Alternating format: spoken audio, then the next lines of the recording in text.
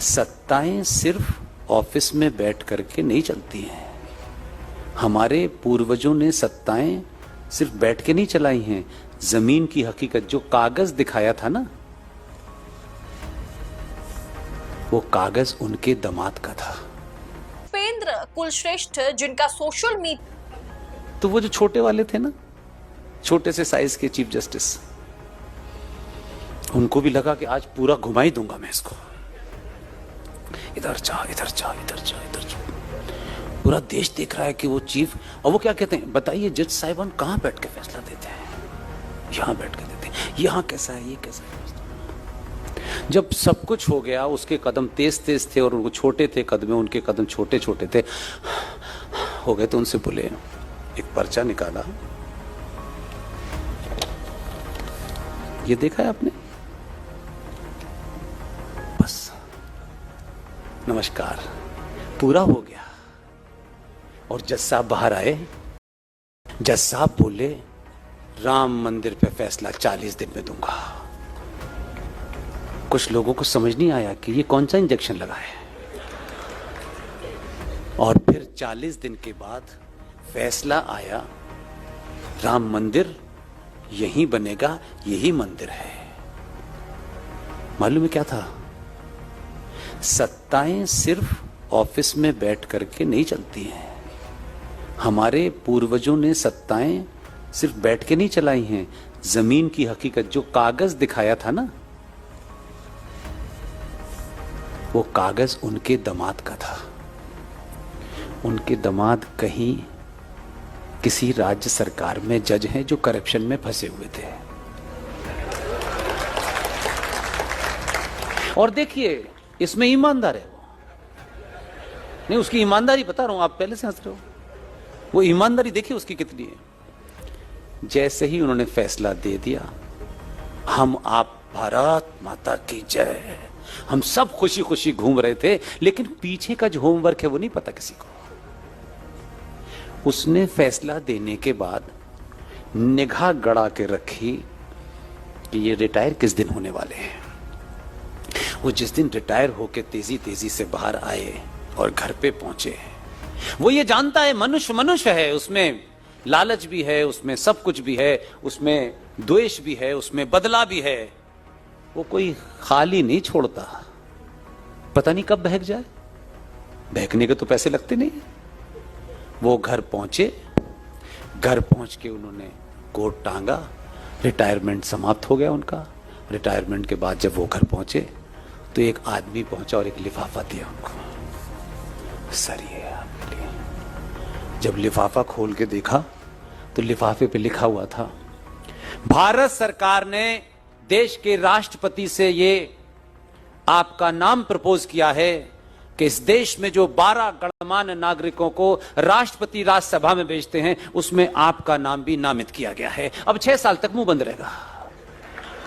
यानी पहले एक कागज दिखा करके रंजन गोगोई को ब्लैकमेल किया गया कि अगर आप साथ नहीं देंगे तो राम मंदिर फैसले में अगर आप पक्ष में फैसला नहीं सुनाएंगे तो आपका कच्चा चिट्ठा खुल जाएगा। क्या उस कथित ब्लैकमेलिंग पेपर में, कागज में, एक फीमेल कर्मचारी को यूज करने का जो आरोप रंजन गोगोई पर लगा था, उसी सिलसिले में कुछ एविडेंस के तौर पर रंजन गोगोई को दिखाया गया था, मोदी ने दिखाया था? या फिर मोदी ने राम मंदिर मामले में अपने पक्ष में फैसला दिलाने के लिए जज के दामाद के भ्रष्टाचार, जज के सन इन लॉ के करप्शन के सबूतों के साथ सुप्रीम कोर्ट के जज को डराया था? सुप्रीम कोर्ट में बैठ करके खुद भी तय कर सकते हैं, लेकिन यह आरोप केवल और केवल सुप्रीम कोर्ट के फैसले की निष्पक्षता पर प्रश्न चिन्ह नहीं लगाता है। किसी जज को ब्लैकमेल करके राम मंदिर के पक्ष में फैसला करवाया गया है अगर, तो ये ना सिर्फ न्यायपालिका के लिए एक बदनुमा दाग है, बल्कि ये भारतीय लोकतंत्र के लिए भी खतरे की घंटी है। और सवाल ये उठेगा, क्या वक्फ कानून पर, क्या वक्फ बिल पर सीजीआई खन्ना के साथ भी कुछ इसी प्रकार की हरकत करने की कोशिश की जा रही है सरकार द्वारा? आप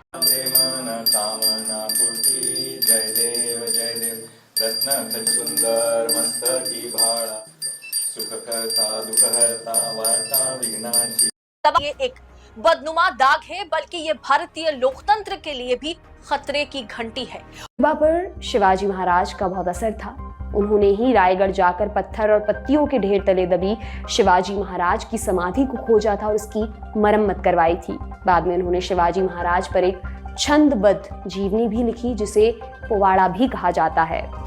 जातिवाद के साथ साथ ज्योतिबा फुले ने विधवा पुनर्विवाह के लिए भी काफी काम किया। उन्होंने गर्भवती स्त्रियों के लिए केयर सेंटर शुरू किया, जिसका नाम था बाल हत्या प्रतिबंधक गृह। अगला नंबर था विधवाओं को गंजा करने की कुप्रथा का, जिसका विरोध करते हुए फुले दंपत्ति ने नाइयों की हड़ताल कराई और इस प्रथा के खिलाफ जोर शोर से आवाज उठाई।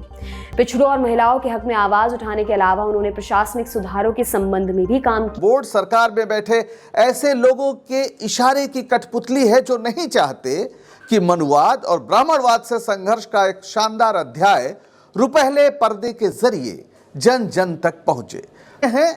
उस फिल्म की जो अभी रिलीज हो जानी चाहिए थी, यानी 3000 साल की गुलामी का जिक्र किया गया है। यह आपत्ति है सेंसर बोर्ड की। दरअसल जो में बताया गया है कि कैसे शूद्रों की इस देश में दुर्दशा थी जाति व्यवस्था के कारण। सेंसर बोर्ड का कहना है कि उसे हटा देना चाहिए। शब्दों पर भी ऐतराज है। महार, मां, बच्चा, वो फुले दंपति पर कूड़ा फेंक रहा है क्योंकि वो स्कूल खोल रहे हैं लड़कियों के लिए। ब्राह्मण महासंघ पुणे का कराट ब्राह्मण महासंघ और हिंदू महासभा, इन सब ने दावा किया कि फिल्म में ब्राह्मणों को गलत तरीके से दिखाया गया है। क्या कहा गया है? सच्चे सेवक महात्मा फुले को उनकी जयंती पर सादर नमन। उन्होंने समाज के शोषित और वंचित वर्गों के कल्याण के लिए अपना जीवन समर्पित कर दिया। देश के लिए उनका अमूल्य योगदान हर पीढ़ी को प्रेरित करता रहेगा। यानी प्रधानमंत्री कह रहे हैं कि उनका जो योगदान है वो पीढ़ियों को प्रेरित करता रहेगा, लेकिन प्रेरित करने वाली फिल्म जनता के बीच जाए, ये सेंसर बोर्ड में बैठे मोदी जी के लाडलों को पसंद नहीं आ रहा। ना उन्होंने ये फैला के रखा हुआ था वहाँ के पुरुषवादी ब्राह्मणों ने कि जो लड़कियां हैं अगर वो पढ़ लेंगी तो उनका पति कम उम्र में मर जाएगा, इसलिए पढ़ना नहीं चाहिए। और बालिका जो शिक्षा थी उसके वो भयंकर खिलाफ थे। लड़कियों को पढ़ाना अपने आप में एक बुरा और पाप मानते थे। आज हम जो भी कहें बेटी, ब्राह्मण रक्षा मंच एक बृहद कार्यक्रम बनाने जा रहा है जिस पर इस तरह के कुकृत्य करने वालों को ठीक से इलाज किया जाए। खुद राहुल गांधी। दोस्तों, एक ऐसा दौर जब एक खास तरह की फिल्मों का चलन युद्ध स्तर पर बढ़ गया है। न जाने कौन कौन सी फाइल्स देश के सिनेमाघरों में रिलीज की गई और उनको स्वयं मोदी जी ने प्रमोट किया। शिवाजी महाराज जब काफ़ी रियासतें जीत गए और रियासतें जीतने के बाद जब उन्होंने अपने आप को वहाँ की राजगद्दी पे बैठने का क्रम किया, जब उनका राज तिलक होना था, तो ऐसे पराक्रमी राजा को का राज तिलक करने से, ऐसा लिखा गया इतिहास में, महाराष्ट्र के चित्पावन ब्राह्मणों ने इनकार कर दिया था कि ये आदमी शूद्र है। जो क्षत्रिय नहीं है, ब्राह्मण नहीं है, वैश्य नहीं है, वो शूद्र है, वो भोसले थे। और उसके कारण काफ़ी हद तक उनको परेशानी झेलनी पड़ी। आखिर में काशी से एक पंडित जी को बुलाया गया, उनका नाम गंगा भट्ट था। और जब गंगा भट्ट काशी से आए, उन्होंने शिवाजी महाराज का राज तिलक किया, लेकिन उसमें भी उन्होंने कहा कि भाई देखिए, मैं ब्राह्मण हूँ, शूद्र का स्थान चरणों में होता है। तो छत्रपति शिवाजी महाराज का जो राज तिलक हुआ, वो ख़ास तौर पे काशी से एक ब्राह्मण को बुलाना पड़ा, गंगा भट्ट को, और उन्होंने पैर के अंगूठे से उनका राज तिलक किया, उनका राज्याभिषेक किया। उनको हाथ से छुआ नहीं क्योंकि वो शूद्र थे। ये ब्राह्मणवाद है जिसने आज हिंदू, जिसको कहते हैं हिंदूवाद के जो आइकन है शिवाजी, उनके साथ भेदभाव किया था। शिवाजी साहू जी महाराज जो थे, जो शिवाजी महाराज के पोते थे, जिन्होंने शिवाजी महाराज के राज्य को काफ़ी बढ़ाया, उनको भी इस तरह का अपमानजनक व्यवहार झेलना पड़ा। साहू जी महाराज जब बाणगंगा में स्नान करने जाते थे तो उनका कुल पुरोहित जो है वो इसलिए कि ये शूद्र हैं, वैदिक मंत्रों का उपचार नहीं करता था, वो पुराण के मंत्र पढ़ने लगता था। और इससे वो इतने नाराज़ हो गए कि उन्होंने कहा कि गैर क्षत्रिय होने के कारण पुराण के मंत्र मुझे सुना रहा है, वैदिक मंत्र नहीं सुना रहा है, क्योंकि इसको लगता है मैं शूद्र हूँ, मैं ऐसे मंत्रों को चुन लूँगा। तो उन्होंने घोषणा कर दी कि आज से मेरे राज्य में प्रजापति जाति के लोग ही पुरोहित होंगे। एक किताब लिखी, इस किताब ने तहलका मचा दिया। रामगिरी में उन्होंने लिखा कि ब्राह्मण कहते हैं कि वो ब्रह्मा के मुख से पैदा हुए, तो क्या ब्रह्मा के मुख में गर्भ था? ऐसे सवालों ने सवर्ण समाज की नींव हिला दी। ये दास प्रथा जिसके द्वारा ब्राह्मणों ने बहुजन समाज को निम्न श्रेणी में ढकेला, अमेरिका की गुलामी प्रथा जो अभी कुछ साल पहले समाप्त हो चुकी है, से बदतर दशा में पेशवाओं को कठोर ब्राह्मणी व्यवस्था तक रही है। वो पे राहुल गांधी का बयान है, जो नेता प्रतिपक्ष हैं। वो लिखते हैं कि बीजेपी आरएसएस के नेता एक तरफ फुले जी को दिखावटी नमन करते हैं और दूसरी तरफ उनके जीवन पर बनी फिल्म को सेंसर कर रहे हैं। महात्मा फुले और सावित्रीबाई फुले जी ने जातिवाद के खिलाफ लड़ाई में पूरा जीवन समर्पित कर दिया, मगर सरकार उस संघर्ष और उसके ऐतिहासिक तथ्यों को पर्दे पर आने देना नहीं चाहती। बीजेपी आरएसएस हर कदम पर दलित बहुजन इतिहास मिटाना चाहती है ताकि जातीय भेदभाव और अन्याय की असली सच्चाई सामने ना आने का विरोध का गणित समझाते हैं। केरल में पिछड़ा होने का मतलब होता था नंबूदरी, ब्राह्मण, नायर जैसे सवर्णों से आपको 32 फीट की दूरी रखनी होती थी। इससे नजदीक आए तो वो अपवित्र हो जाते थे। आगे और भी लेवल थे इसके। इससे ऊपर नायर इड़वा थे, जिनसे 64 फीट की दूरी बनाकर रखनी होती थी, और इससे भी आगे थे इड़वा जाति के लोग, जिनसे 100 फीट की दूरी बनाकर रखनी होती थी। एकदम फिक्स दूरी बनाकर रखने के लिए क्या ऊंची जाति के लोग इंच टेप लेकर चलते थे या नहीं, इसका जिक्र बसंतरी ने नहीं किया है। इसी तरह अब 19वीं सदी के पुणे का हाल देखिए। रास्ते एक थे लेकिन लोग नहीं। पिछड़ों को रास्ते में चलते हुए ये ध्यान रखना होता था कि किसी ऊंची जाति वाले पर परछाई ना पड़ जाए। दिन का वो समय जब परछाई लंबी होती थी, तब सड़क पर चलने का मतलब था मौत को बुलावा देना। ऐसे में पिछड़ों को इस समय सड़क से दूर होकर बैठना पड़ता था। अछूतों को आदेश था कि अपनी कलाई में या गले में काला धागा बांधे ताकि हिंदू इन्हें भूल से भी न छुएं। कमर में झाड़ू बांधकर चलें ताकि इनके पैरों के निशान झाड़ू से मिट जाएं और कोई हिंदू इनके पद चिन्हों पर पैर रखकर अपवित्र न हो जाए। वहां अगर मुंह थूक से भर जाए तो थूकने के लिए मिट्टी के किसी एक बर्तन को रखना पड़ता था। इन्हीं परिस्थितियों में वादी सरकार के एजेंडे को दिखाती है। सरकार ने इन फिल्मों को इसलिए बैन किया है क्योंकि वो शीशे में खुद अपनी शक्ल देखकर शर्मिंदा है। इतने ज्यादा शर्मिंदा है कि इस बारे में बात ही नहीं कर पा रहे। भला एक फिल्म से उन्हें इतनी परेशानी क्यों है? इस बोर्ड ने बोला, मोदी जी ने इंडिया में कास्ट सिस्टम खत्म कर दिया है। उसी आधार पर संतोष भी इंडिया में रिलीज नहीं हुई। अब ब्राह्मण को दिक्कत हो रही है फूले से। भैया, जब कास्ट सिस्टम ही नहीं है तो काहे का ब्राह्मण? कौन हो आप? आपकी क्यों सुलग रही है? जब कास्ट सिस्टम था ही नहीं तो ज्योतिबा फूले और सावित्रीबाई क्यों थे? अनुराग नहीं, क्योंकि पीएम मोदी, जिनके हिसाब से इंडिया में कास्ट सिस्टम नहीं है। यह सब लोग मिलके सबको बेवकूफ बना रहे हो। भाई, मिलके तय कर लो इंडिया में जातिवाद है या नहीं। लोग मिलके तय कर लो इंडिया में जातिवाद है या नहीं। लोग बेवकूफ नहीं है। पिछले दिन माफी है, ब्राह्मण लोग औरतों को बख्श दो, इतना संस्कार तो शास्त्रों में भी है। हाँ, सिर्फ मनुवाद में नहीं है। आप उनसे ब्राह्मण हो तय कर लो, बाकी मेरी तरफ से ये माफी है। कि महत्ता का अतिरंजित वर्णन किया गया है। शूद्रों के मन मस्तिष्क में यह बिठाने का प्रयत्न किया गया है कि ब्राह्मण ईश्वर के समतुल्य हैं। के प्रेस क्लब के गेट पर एक पोस्टर चिपका दिया गया कि इस फिल्म का बायकॉट करो। ये उस देश में हो रहा है जिस देश में केरला स्टोरी सुपरहिट कराने की कोशिश की जाएगी, कश्मीर फाइल बनाई जाएगी, प्रोपोगंडा पूरे देश में किया जाएगा। और छावा का सीन तो अभी कुछ दिन पहले गुजरा। ऐसी फिल्में जो उत्तेजना पैदा करें, आज के समय की राजनीति को प्रभावित करें, आज के समय में हिंसा को प्रोत्साहित करें, ऐसी फिल्में केवल रिलीज ही नहीं हो रही हैं, उनको इतना प्रचार प्रसार मिल रहा है जिससे किसी की भावना आहत नहीं होती। और इन दिनों तो छावा की धूम मची हुई थी। उसकों पर लखनऊ में आम आदमी पार्टी के कार्यकर्ताओं ने इस बात का विरोध प्रदर्शन किया कि ज्योतिबा फूले पर बनी फिल्म को लेकर के ब्राह्मण समाज के बीच इतना आक्रोश किस बात का है? क्या ऐसा ज्योतिबा फूले के जीवन में हुआ नहीं जो फिल्म में दिखाया जा रहा था? कश्यप को गालियां पड़ी, अनुराग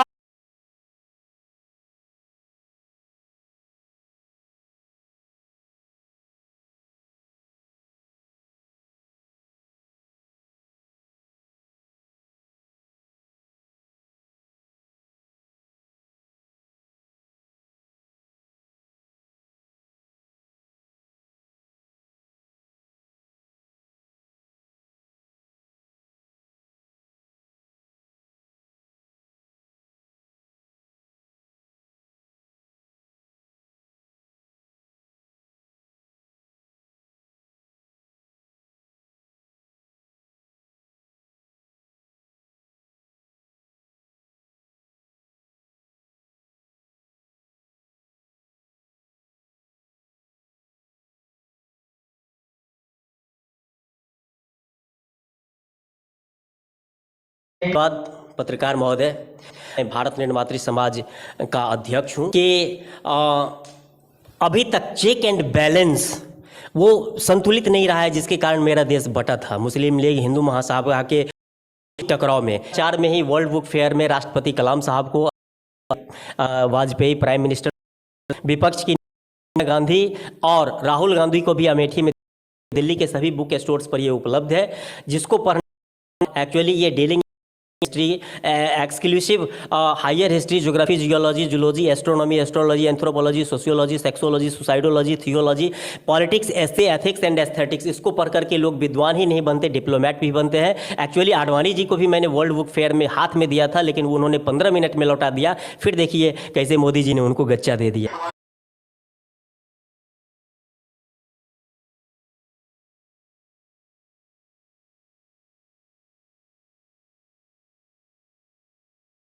ये बताना कि एक्चुअली हमारे पुरखों के साथ अंग्रेजों ने क्या किया, हमारे पुरखों के साथ पुर्तगीजों ने क्या किया, हमारे पुरखों के साथ मुगलों ने क्या किया, उससे पहले पठानों ने क्या किया, उससे पहले शक ने क्या किया, उससे पहले हून ने क्या किया गया, उससे पहले पल्लव ने क्या किया, उससे पहले आर्यंस ने क्या किया, उससे पहले प्रोटो ऑस्ट्रेलाइट ने। एक्चुअली इस देश के जो मूल निवासी रहे हैं वो हमेशा पीछे से आने वाले आप्रवासियों से हारते रहे हैं।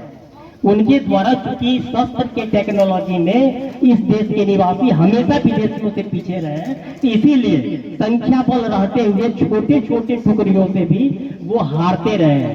और एक बार जब हार जाते हैं तो क्या हो जाता है, गुलामी।